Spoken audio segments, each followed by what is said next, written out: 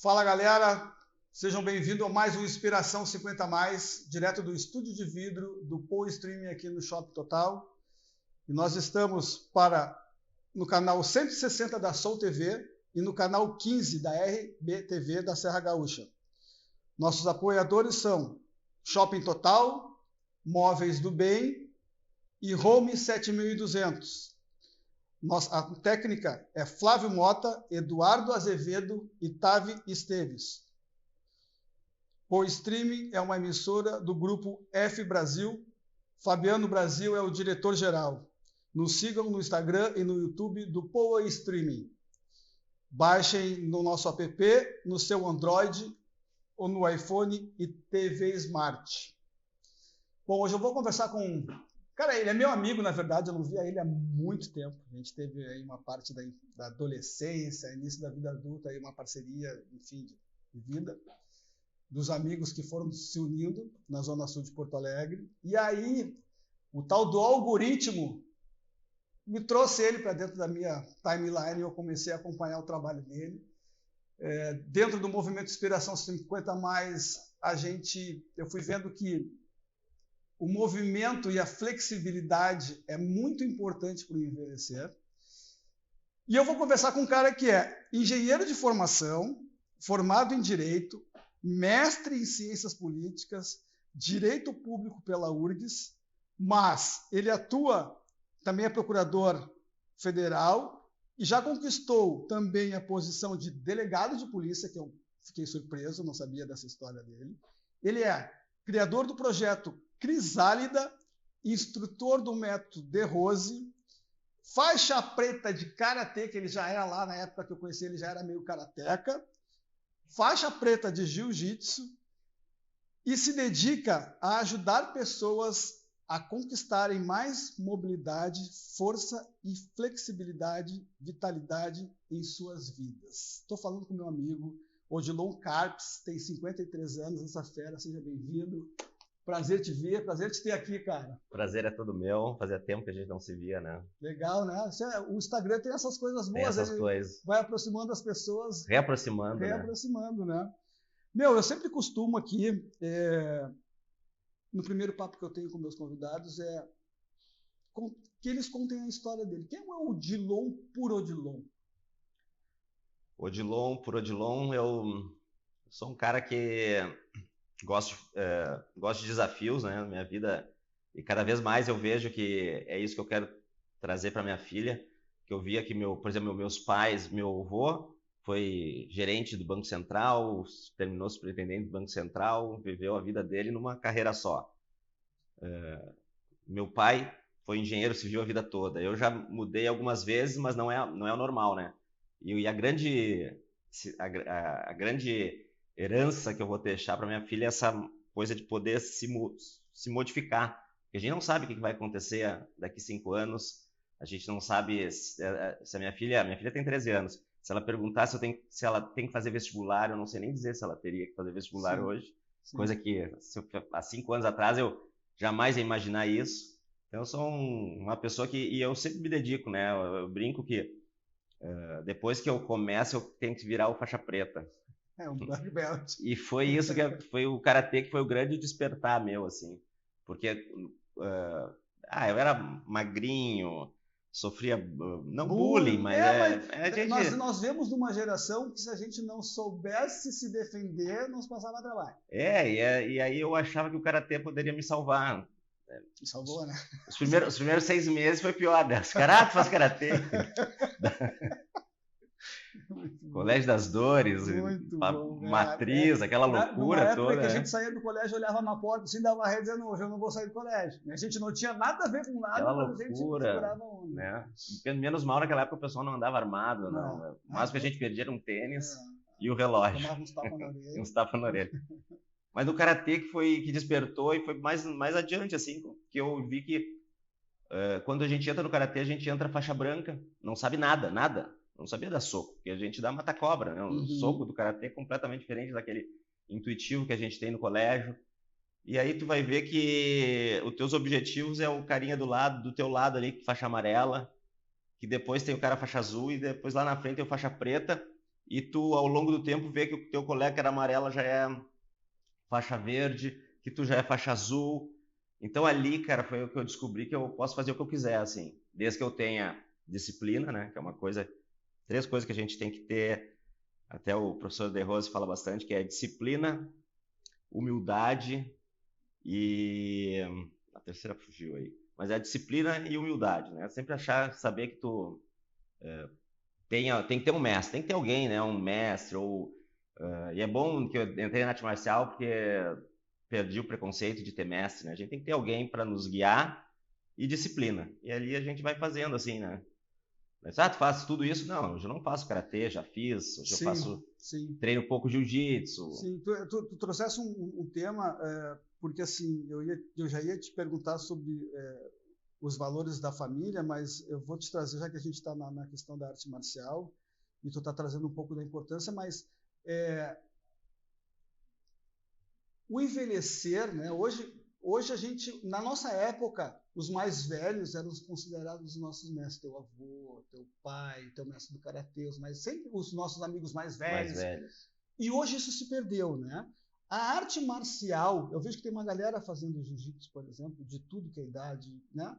A arte marcial traz uma disciplina para a vida, não só na questão do foco, da responsabilidade de respeitar, mas o que mais ela carrega contigo, assim? O que tu mais carrega? Porque o karatê tem uma filosofia completamente diferente do jiu-jitsu. O jiu-jitsu é brasileiro, né? A gente pode dizer que o jiu-jitsu é brasileiro, porque ele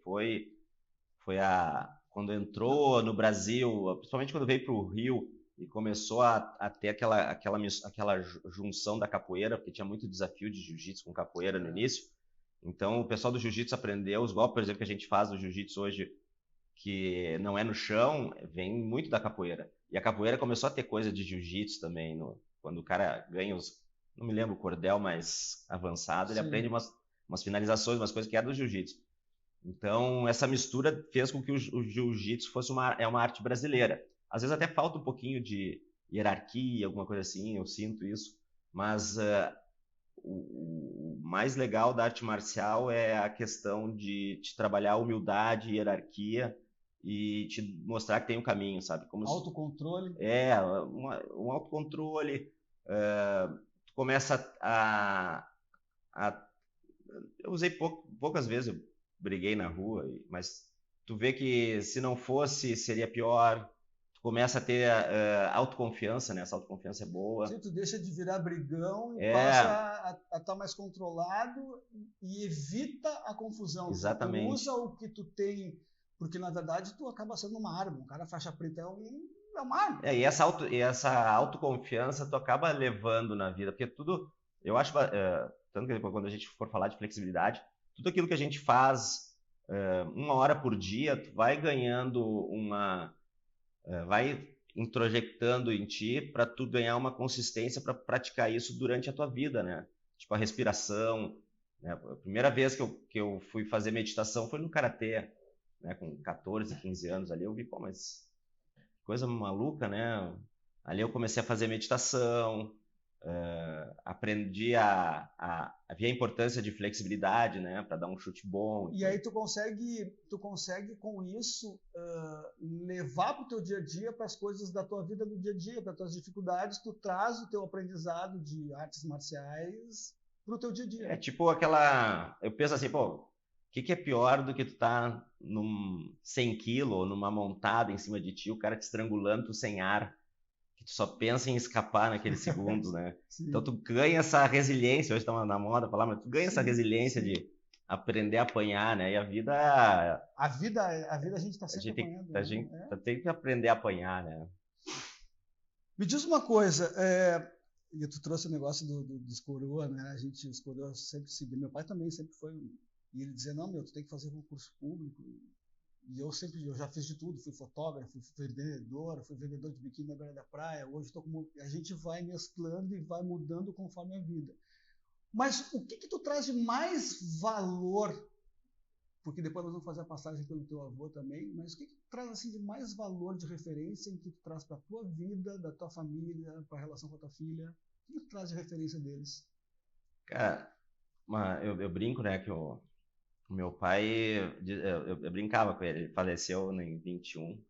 E aí eu brincava com ele que ele me fez um sofredor, porque ele me ensinou a ser honesto, né? Quando na moda todo mundo, um malandro, era o que se dá bem, etc. Me ensinou a estudar, e aí a gente vê tanta gente atalhando sem estudar, e me ensinou a torcer pro Inter. E até 2006 eu era sofredor, né? Então eu brinco, mas tu fez eu ser um sofredor, pô. Estudar, ser honesto e torcer pro Inter. Mas eu acho que é a honestidade, assim, para poder. Eu não tenho nenhuma religião, não me digo católico, etc. Mas tipo, fazer o bem por ti, né? Faz para fazer a tua. Para a tua consciência, né? Exatamente. Essa semana, ontem mesmo, na Páscoa agora, contei a historinha para minha filha do elefante e o passarinho na floresta, né? Que todo mundo conhece, Sim. que pegando fogo a floresta, tá o elefante lá bem belo olhando o passarinho, levando água e rindo do passarinho. Pô, tá ridículo com esse teu bico. Aí vai querer apagar esse fogo. Tô fazendo a minha parte. Aí o elefante, Sim. ela não sei o que ela, não me lembro a situação, mas eu lembrei, ela ficou me olhando assim. Que é a história de mudar o mundo, né? As pessoas querem mudar o mundo, mas não fazem a sua parte do seu lado, do lado de casa, do lado dentro de casa ou do vizinho, né? Aí que tá, uma das coisas também que a gente trabalha bastante lá no Método de Rose a revolução começa contigo, né? Tu não precisa mudar o mundo, tu precisa mudar, tu vai te mudar. No momento que tu muda, trago um exemplo, por exemplo, no momento que eu comecei a mudar minha relação comigo, do meu corpo, alimentação, esporte, as pessoas ao teu lado começam a mudar também, né? Começa tua esposa, o teu pai, tua mãe, teu filho, daqui a pouco é o amigo da esposa, Sim. o amigo do filho, e quando tu vê, tu cria se cada um faz tu aumenta a tua esfera de ti para tua família, da tua família para os amigos. Tu vai retomando uma energia legal e que as pessoas vão absorvendo e vão E aí vendo... quando tu descobre que tu pode fazer isso para internet, aí fica louco, né? Pois é. Sabe que tudo isso que tu está falando, eu sempre fui um cara que fiz esporte, sempre fui apaixonado por esporte, eu nunca fiz jiu-jitsu, mas eu sempre fui um amante da nobre arte, sempre estudei, sempre tive amigos que sempre... Ninguém hoje não pode dizer que não teve nenhum amigo que faz jiu-jitsu. Meus amigos todos fazem. O Michelangelo, por exemplo, eu ganhava faixa preta, nem sabia que ele era. O teu irmão, o Denis, o César Dias, essa galera... Nunca pensei. O César, por exemplo, disse que o jiu-jitsu salvou a vida dele. A corrida é a mesma coisa comigo. A partir do momento que eu comecei a correr, treinar, fazer o processo de treinamento, eu comecei a entender que as pessoas também estavam... Cara, eu dormia cedo, eu precisava me alimentar bem, eu precisava cuidar da minha saúde. Isso foi retumbando e eu também fui vendo que outras pessoas estavam começando a fazer também. Isso é muito legal, né? É muito legal. Meu, vamos lá. O que mais eu tenho aqui contigo? Me conta um pouco sobre o método de Rose, cara. O que te levou a buscar o aperfeiçoamento no método? Na verdade, é até engraçado como que eu entrei, né? Mas enfim. Aí quando eu entrei, eu vi que eu já fazia quase tudo. Que era um trabalho de alongamento, eu fazia muito parecido, intuitivamente. Nunca gostei de musculação, então eu fazia treinamentos de isometria para treinar, né, para preparação de... Não gostava de fazer aquelas corridas, aqueles polichinelo, do jiu-jitsu. Depois, quando eu fiquei mais graduado, que eu podia fazer no meu cantinho, né? Você tem que fazer, tem que apanhar, tem que fazer 300 abdominal. Aí eu via que eu fazia muita coisa parecida com uma aula do método. E também eu meditava, que é pregado lá, o trabalho de descontração, de relaxamento e de descontração guiada. Eu fazia isso desde os 7 anos, que uma vez eu ganhei uma fitinha, comprei uma fita no colégio de relaxamento, que eu usei muito para os meus concursos. Aí eu vi que eu faço quase tudo no método, assim, só faltava ajustar um pouquinho algumas coisas, né? Só que como eu entrei, foi porque a minha esposa, quando a gente estava aqui em Porto Alegre, passei no concurso, andei em Sananduva, em Torres, quando eu estava em Porto Alegre, chegou um ano, minha esposa estava muito estressada, ansiedade, tinha parado já umas 5 ou 6 vezes no médico para... Por causa de ansiedade? Não, mas ela tinha problema de estômago, né? Mas eu via que tinha...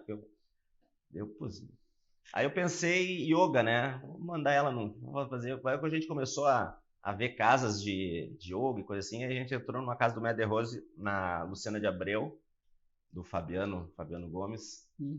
Aí a gente entrou naquela que casa. Foi uma das primeiras nesse tempo. É a única que ainda tem, né? Depois da pandemia, tinham 5 escolas aqui, hoje tem uma só.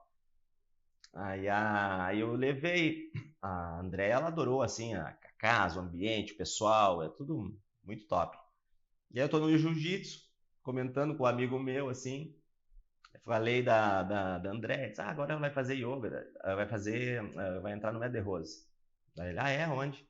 Daí ele falou, no Maître Rose, o que tem? Meu, te cuida lá, por quê? Os instrutores pegam todas as alunas. Vou ter que fazer jutsu aí. Vamos lá! Mas eu vi que era mito, né? Que na verdade é que tinha uma outra escola do método que tinha muita gurizada de 20 anos. Sério? Então, se pegavam, né? Sim, 20 anos, todo mundo solteiro, sim, não era? Sim. O Fabiano já era mais família, tudo. Mas enfim, vamos ter que fazer essa porcaria aí. E aí foi a cachaça, né? Minha terceira cachaça foi karatê, jiu-jitsu, foi o método. Cara, assim, eu comecei a meditar. Eu sempre fui um cara que gostei muito da espiritualidade, da coisa mais zen, assim, mas eu comecei a meditar na pandemia. Comecei a fazer meditação guiada e tal. Cara, tem 5 anos que eu estou fazendo meditação e hoje que eu estou começando a entender, né, o processo, o que modifica. Começo a ver algumas coisas, por exemplo, no trânsito. Agora um cara super estressado, xingava todo mundo, parava, gritar. E eu já aprendi a controlar isso. Agora, tu faz desde os 7 anos, cara. O que isso altera na tua vida diária, cara? O que a meditação te traz? Tu tá toda hora ligado, tu consegue te desligar no momento de estresse. Como que é isso pra ti, cara? Porque, pô, você é mestre, acho que eu vou começar a meditar. Desde os 7 eu escuto a minha fitinha que era para um momento específico, né? Mas, tipo, quando eu era jovem, saía de noite, festa, aquela função, colégio, não meditava. Retomei quando eu fui pro karatê, que nós tínhamos um momento, o professor lá na CM fazia um momento de meditação no final da aula, para dar aquela baixada no corpo. E aí eu voltei a fazer meditação. Então, desde os 15 para 54, caramba. E agora, depois do método que veio na minha vida 2005, por aí, 2006, então já é uma caminhada, né? Quase 40 anos. Então, e eu sou ariano, então às vezes a genética e as emoções afloram, né? Mas eu sou aquele cara que é muito difícil sair do prumo, mas quando sai do prumo é complicado. Mas é exatamente essa resiliência de poder, na hora de estudar, ter que estudar, de pagar o preço, né? Acho que tu trabalhar o teu corpo faz tu ter essa consciência e eu consigo desligar bastante. Eu me lembro quando eu estudava concurso, eu ia pra praia, tinha um concurso, eu ia pra praia, que era janeiro, fevereiro, aí eu pegava uma revista, eu imprimia um monte de prova, né? Imprimia 4 folhas num A4, recortava e montava um livrinho. Aí eu pegava um coquetel daqueles de palavra cruzada, botava só a capa do coquetel no meu livrinho, porque eu estava na beira da praia, né? Se eu tivesse... E tava o pessoal tomando caipirinha, conversando, surfando, eu estava fazendo prova de concurso, que era fim de semana, né? Durante a semana eu estudava, fim de semana ia pra praia. Então eu conseguia absorver, daí anotava o que eu não ia bem, depois ia dar uma estudadinha, o pessoal achava que eu estava ali conversava, porque eu tenho essa facilidade de, na hora que tem que concentrar, assim. Hoje tem bastante facilidade nisso aí. Que legal. Meu, me diz uma coisa aqui, tu falou do teu avô, né? E aí nós vamos entrar já na questão do... Tu dizia que teu avô, como é que ele diz, 47 anos, estava aposentado e minha lembrança já era de um senhor de bigode grisalho que depois ficava cabelos brancos com a neve. Teve um dia lá atrás na infância que pensei que estaria também assim um dia. Tu está com 54? 54. Ah, muito bem, né, meu? Eu vou fazer 55. Passo invertida, 5 minutos de prancha. E aí, tu traz contigo essa vivência do teu avô, assim, e foi por isso que tu criou esse método da flexibilidade. A crisálida. Tem 2, na verdade. Crisálida? A crisálida. Foi por isso que tu criou, por tu olhar o teu avô e te ver e querer que as pessoas tivessem envelhecer melhor. Como conta um pouquinho desse projeto aí. Eu achava engraçado, meu avô se aposentou com 47 anos, depois que eu fui ver, quando era pequeno eu não sabia, meu avô se aposentou com 47 anos, de chinelo sempre, não fazia nada, eu sempre sentado vendo uma TV, ele curtia, era a vida dele, mas hoje em dia,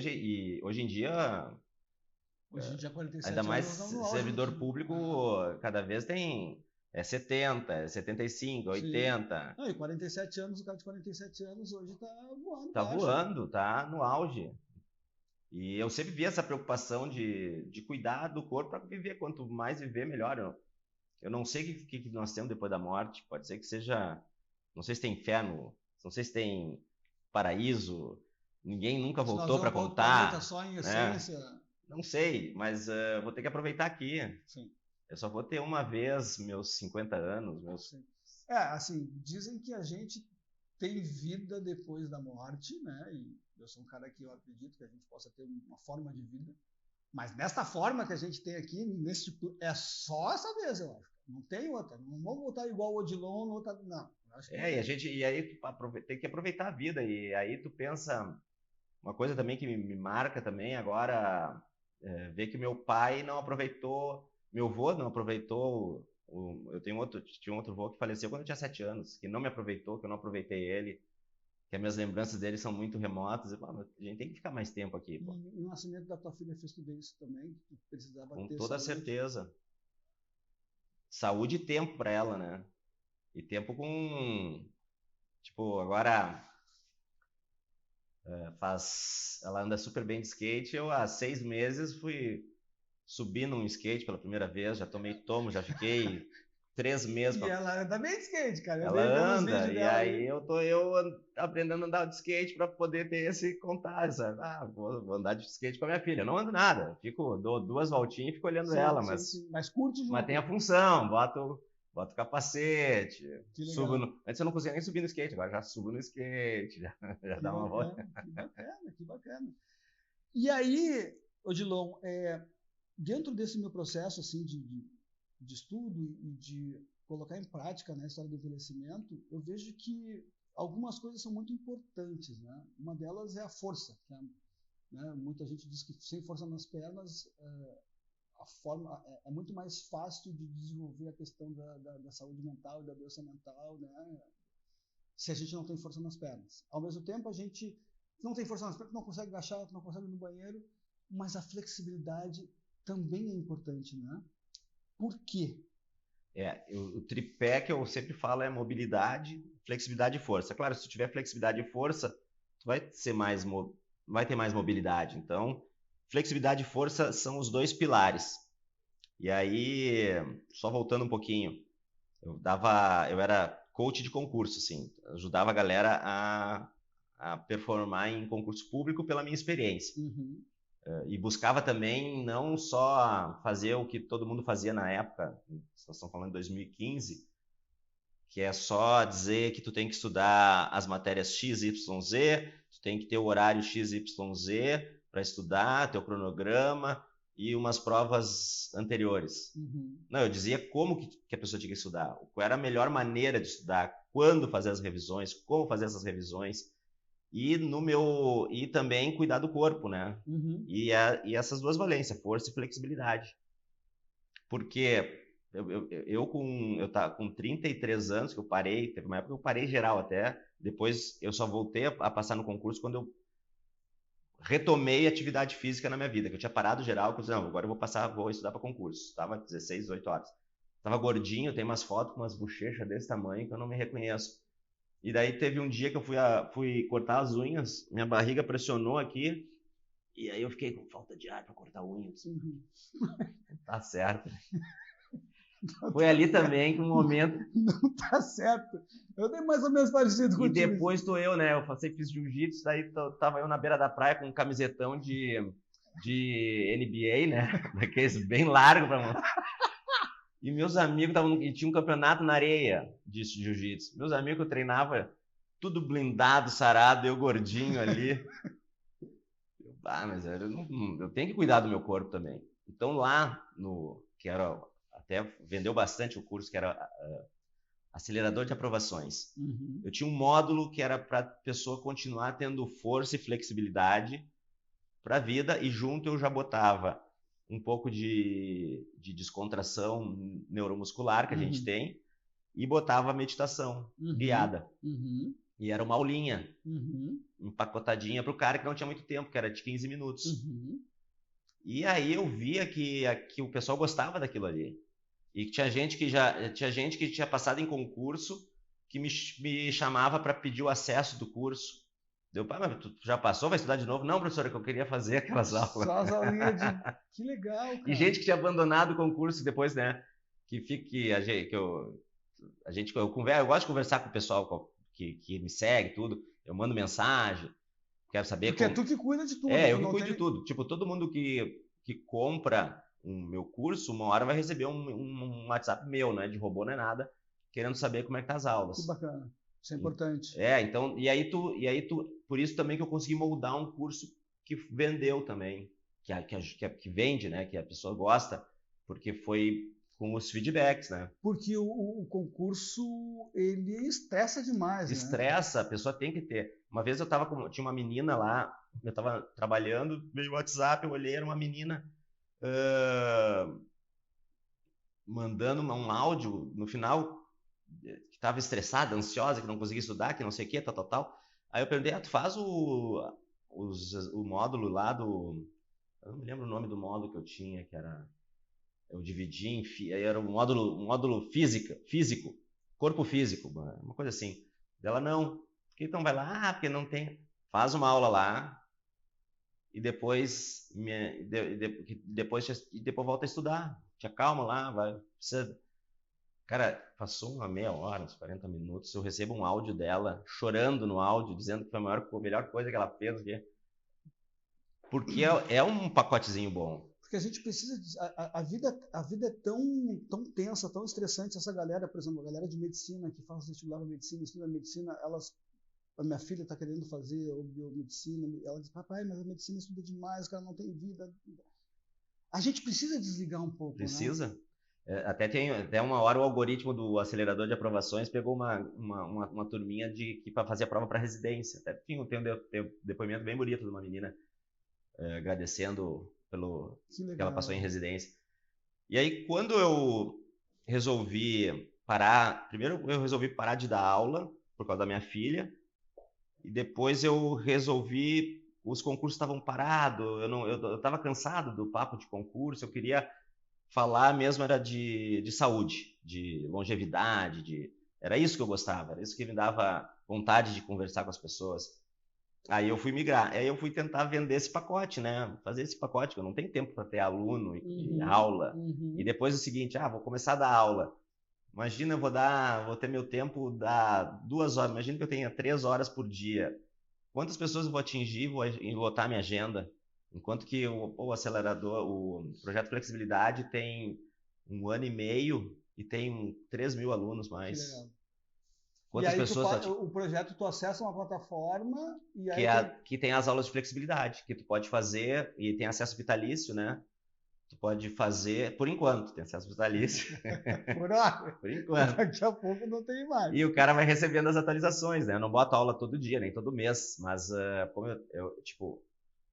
mês passado eu botei umas 4 aulas. Esse mês não botei nenhuma, mas vai crescendo esse projeto. E eu vou conforme eu vejo a necessidade das pessoas. Mas no teu Instagram ali, cara, tu já tem um monte de exercícios que se o cara fizer... com certeza. Me chamou a atenção, na verdade, de te chamar pra cá, porque eu tava vendo, falei, cara, como é que eu vou? Eu preciso levar essa flexibilidade. Aí tu botou ali um vídeo de se levantar sem se apoiar. E a importância disso para o envelhecimento, né? Sim. Eu digo, cara, tá aí. E como tem a ver, né? Sim, tudo a ver. E aí, por que eu peguei a flexibilidade? Porque eu vi que as pessoas pedem flexibilidade. Eu não preciso... Se eu fosse vender um pacote, eu ia ter que dar uma promessa, dizer que tu vai mudar a tua vida, tu vai ganhar mais autonomia, tu vai... Cara, não tá. Mas se eu disser, eu te dou flexibilidade, a flexibilidade já muda. Mas flexibilidade eu não tenho. Porque a gente não tem. A gente trabalha muito força. Sim. Até tem muita gente que faz musculação, que faz esporte, mas não é flexível. Que vai jogar um beach tênis, não consegue se esticar, que faz jiu-jitsu e é todo duro. Quando eu fazia capoeira, tinha um mestre que dizia assim, cara, tu não tem que jogar futebol, velho. Eu te jogo futebol, tu faz capoeira. Futebol tira a flexibilidade, velho. Agora eu te alongo aqui o tempo inteiro, te dou flexibilidade. A musculação também. A mesma coisa. E assim, eu acho que a tecnologia ajudou mais ainda a gente perder mais flexibilidade, porque antigamente teu avô, meu avô, meu pai, cara, os caras se mexiam, precisavam se abaixar, hoje não tem controle mais. Remoto, Alexa, tá tudo resolvido. Tu tem um dom, né, cara? E aí esse dom de ensinar, né?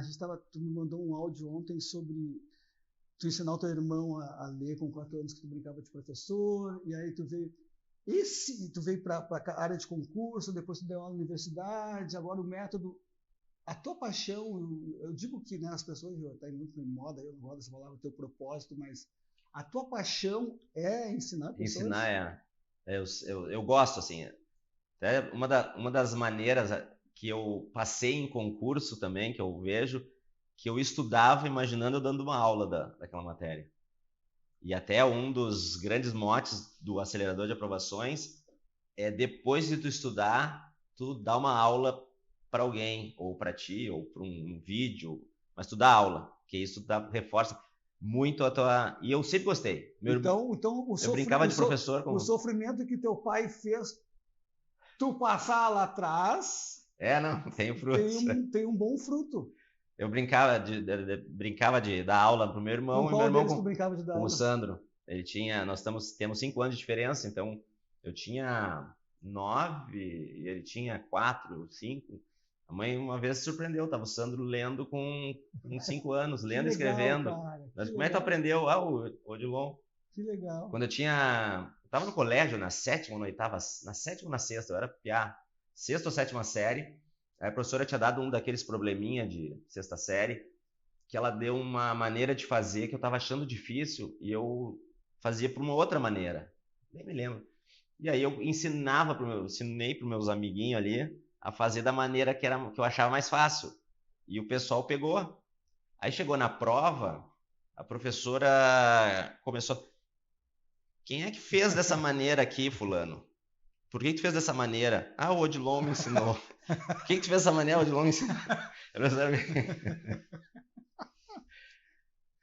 Cara, faculdade também. Faculdade para... Tu disse porque tu deu aula na faculdade para ter, em vez de fazer estágio, que a engenharia da URGS era impossível fazer um estágio, que era um horário aqui ali.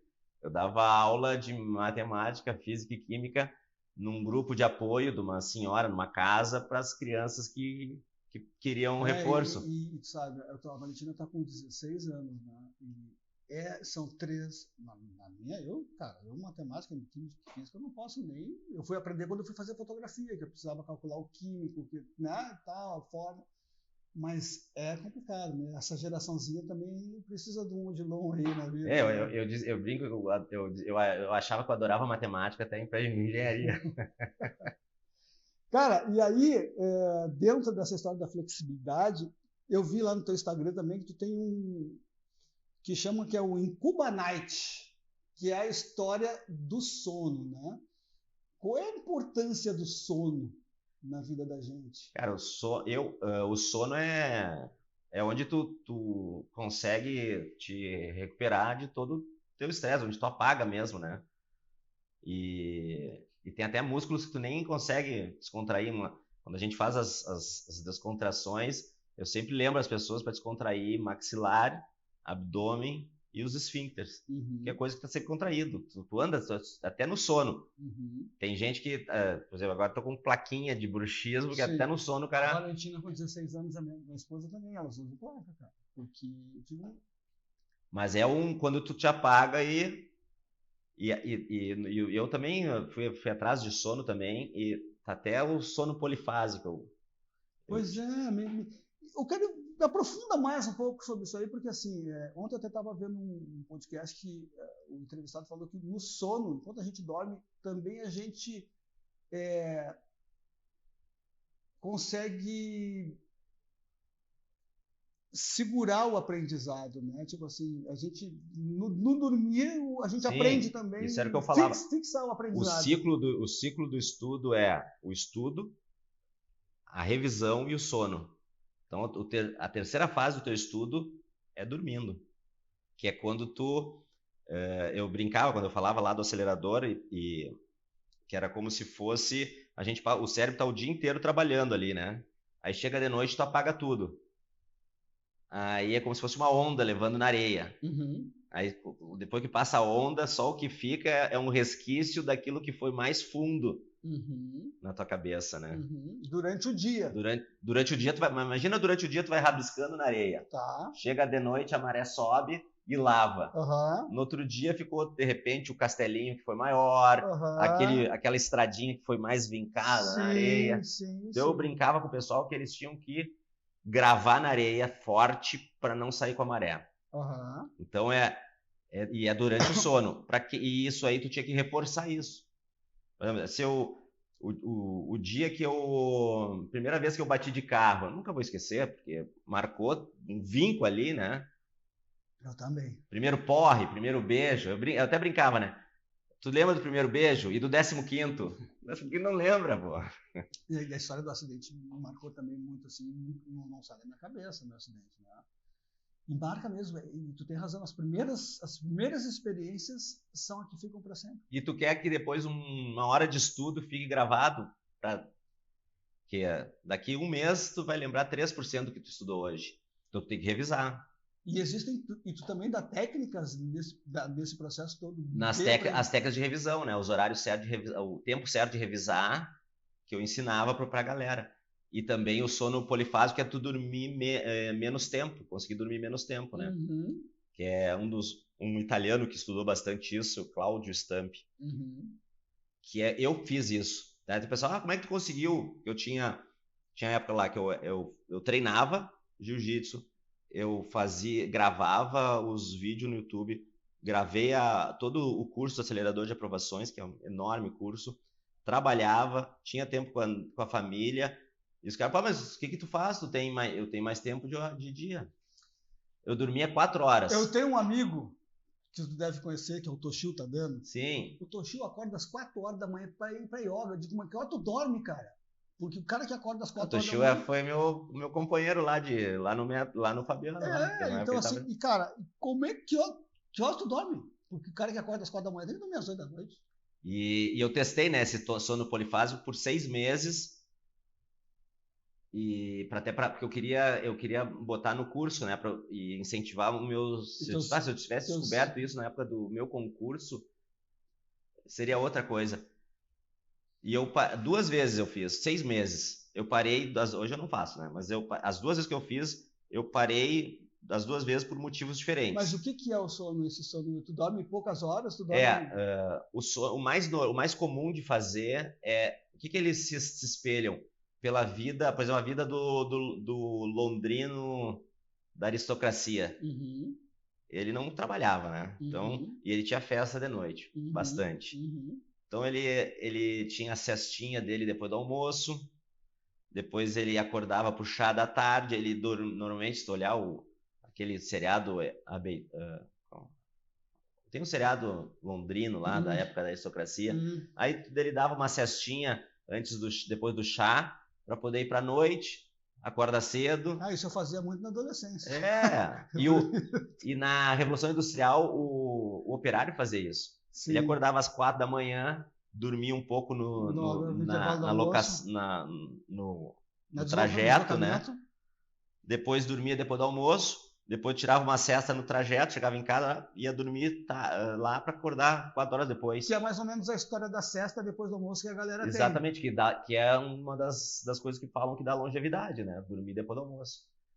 Só que se tu dorme depois do almoço no Brasil, tu é vagabundo, né? É vagabundo. Tu tá dando qualidade de vida. Aí a ideia que eu tinha, e tem outros que fazem mais avançados, que é tu te fazer 5 sonecas de 20 minutos durante o teu dia. 5 ou 6. 6 de 20... ou 5 de meia hora. Viu? Porque qual é a ideia? A ideia é que tu preserve o teu sono REM. E em 20 minutos, se tu tá cansado, tu vai ter um pico de sono REM. Então tu tá preservando o sono REM. Tu apaga em 20 minutos, tu apaga. Porque tu apaga em 20 minutos, tu apaga. Às vezes eu apago em 20 minutos. E ainda mais quando tu não dorme, né? Então, eu testei a de ficar 3 horas, eu ia dormir meia-noite e meia, acordava às 4. E depois tirava uma siesta depois do almoço e uma siesta às 19. Cara, também ali no teu manter-se flexível ajuda a prevenir doenças crônicas. Por que ajuda? Diabetes? É que o que acontece? Quando a gente, no nosso trabalho lá da aula, eu vou ensinar a pessoa a respirar e vou ensinar a pessoa a fazer um trabalho de mindfulness ou de atenção plena. Uhum. Porque um dos objetivos, se eu estou fazendo uma anteflexão, que eu quero ter mais conforto na minha lombar, eu tenho que colocar consciência na minha lombar.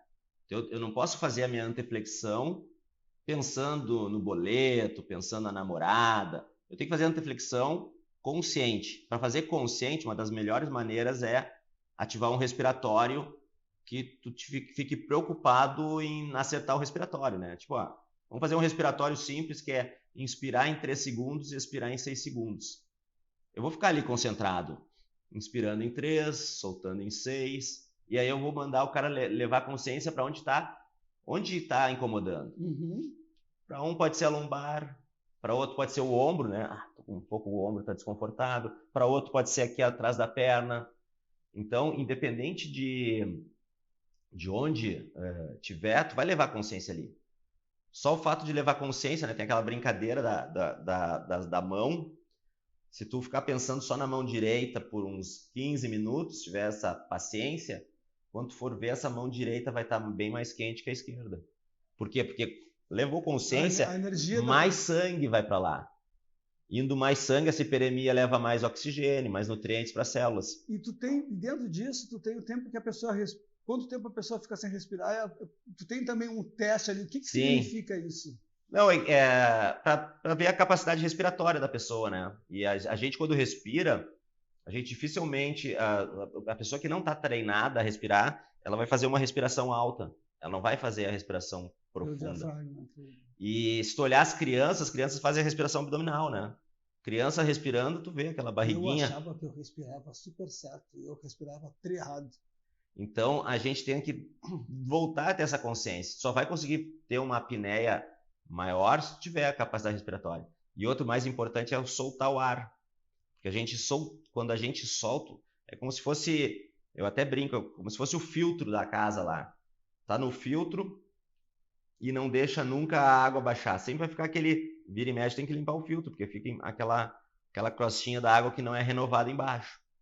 Da mesma maneira o teu pulmão. Imagina o teu pulmão, tu nunca usa toda a tua capacidade respiratória. Passa um tempo, então é importante barriga bem para dentro, para cima, soltar todo o ar. Quando tu acha que soltou todo o ar, tu consegue soltar mais uns 3, 4 segundos de ar. É impressionante, cara. E aí esse trabalho vai aumentando a capacidade respiratória. Assim que eu aprendi, que eu vivencio direto, porque toda manhã, assim, eu acordo, sou um cara que acordo cedo pra caramba, e medito toda manhã para poder, né? E é incrível, cara. Mudou muito assim a minha forma de respirar e de controlar a respiração, controlar a explosão, a ansiedade, cara. Então, eu vendo pro cara a flexibilidade, mas ele pega um pacote inteiro por trás. Aí, quando tu faz essa respiração profunda, tu aciona o teu sistema nervoso parasimpático, que é da calma. Tu começa a te condicionar, aquela meia horinha do teu dia, começa a ser, e eu aviso, tentem fazer isso durante o dia de vocês, aí quando vocês estão estressados, façam uma respiração parecida. Aí daqui a pouco tu lembra, o Odilon falou, vou fazer uma respiração. Daqui a pouco quando tu vê, tu tá respirando sempre tranquilo. Sim. E aí o que acontece? Sistema nervoso parasimpático atua, abaixa um pouco o sistema nervoso simpático, da luta ou fuga. Aquecer cardíaca, a questão de pressão arterial. Se tu consegue ter essa respiração mais vezes do teu dia, antigamente a gente precisava desse sistema nervoso parasimpático atuando, essa luta ou fuga, porque tu estava num momento de estresse, tu tinha que lutar com alguém ou fugir para não ser devorado, então tu tinha que usar. Hoje em dia, tu tá no computador, tem aquela tensão, né? Esses dias, até comentando, eu fiz uma audiência e esqueci de zerar o prazo. Aí no outro dia eu acordei, tava o prazo em vermelho. Aquela taquicardia que deu na hora, deve ter dilatado pupila, sangue. Aí eu olhei, não, foi as audiências de ontem. Mas já foi, já deu química horrorosa, que vai demorar 3, 4 horas para baixar a bola. Então, se eu respiro, o meu cérebro, opa, mas o cara tá respirando. E tudo isso que tu traz contigo, a gente está com 4 minutos ali, eu tenho que fazer umas outras perguntas para ti, eu vou começar por essa. Tudo isso é uma preparação para o teu envelhecer bem? Ah, com toda certeza, esse é o objetivo, né? Cara, vamos lá. Como é que tu vê a espiritualidade na tua vida? Cara, a espiritualidade, eu vejo... como eu falei, eu sou muito cético, eu não sei o que acontece. O que eu sei é que a gente tem uma energia forte e que essa energia a gente transcende elas. Uma vez eu vi um seriadinho na Netflix que os caras botavam uns eletrodos aqui, umas telas, e botavam um eletrodo no iogurte. E o iogurte vibrava quando eu tomava um susto. O cara que tomava um susto numa tela, o iogurte vibrava. Então, pô, se a gente consegue vibrar um iogurte com a nossa energia mental, é porque a gente tem uma coisa poderosa aqui. Uhum. E eu não sei quanto tempo dura essa energia, porque ela dura um pouco mais do que o teu corpo, tanto que tem aquelas experiências pós-morte que acontece, das pessoas dizer que é porque a energia dele estava já em outro nível. E que ele olha, vê... Existe energia, não sei para que serve, quanto tempo dura, se vai durar mais 15 minutos ou não, mas eu acho que a gente tem que trabalhar essa energia para ter essa qualidade de vida aqui. Legal. Tu faria alguma coisa diferente na tua vida, cara? Não sei. Não sofreria tanto com o Colorado, talvez. Talvez, né? Um desejo, cara, pode ser teu, pode ser um desejo pro todo. Meu desejo é longevidade para acompanhar a filha, neto, família. Uma inspiração? Inspiração. Tem tantas inspirações assim de família, de mestres, tanto do direito, do karatê, do jiu-jitsu. Que legal. Eu acho que a inspiração é sempre ter um mestre, assim, sempre ter alguém para te aconselhar, te olhar, pelo menos olhar como é que ele faz. Te dar os caminhos, ver se tu tá no caminho certo ou não. E isso geralmente são com os mais velhos. E a inspiração que um dia eu posso fazer isso também para os outros. Não, mas tu já faz, né? Não, tu já faz. Para mim tá uma inspiração. Acordar de manhã, vem um cara, um pé teu aqui. Aliás, quando eu te conheci, tu já levantava o pé mais ou menos assim. Dizer, mas como é que esse louco levanta o pé desse tamanho? Então, tu é uma inspiração para um monte de gente, cara. Pô, tá brincando. Cara, agora tu vai olhar lá naquela câmerazinha lá, ó, e vai dizer ou uma frase ou um pensamento que tu acha que quer deixar de recado, que tu traz para tua vida. Pode ser duas? Pode. Uma é pro meu jabá, que é de flexibilidade, né? Que eu brinco que o pessoal acha que tá alongando antes ou depois. Alongar antes do treino, depois do treino, é que nem escovar os dentes com a escova errada e do modo errado. Então, tu acha que está fazendo certo, mas pode estar fazendo uma coisa pode até te prejudicar. Isso aí me chamou a atenção, porque eu sou um cara que eu alongo antes de correr e depois de correr, cara. Não é... É uma coisa que vem de mim, sabe?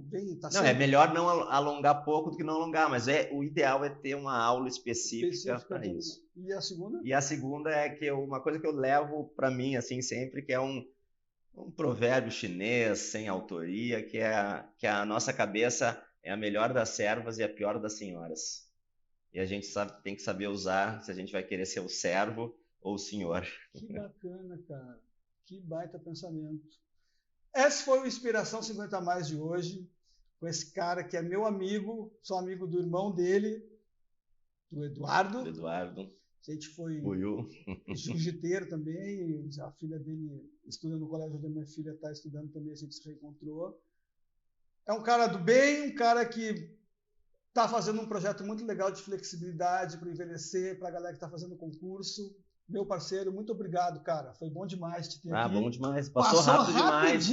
Passou muito rápido. Dá para fazer outros aí, outro assunto aí. Que é o segundo que vem aqui, dá para fazer outro assunto, com certeza. Galera, obrigado, até a próxima. Fiquem bem.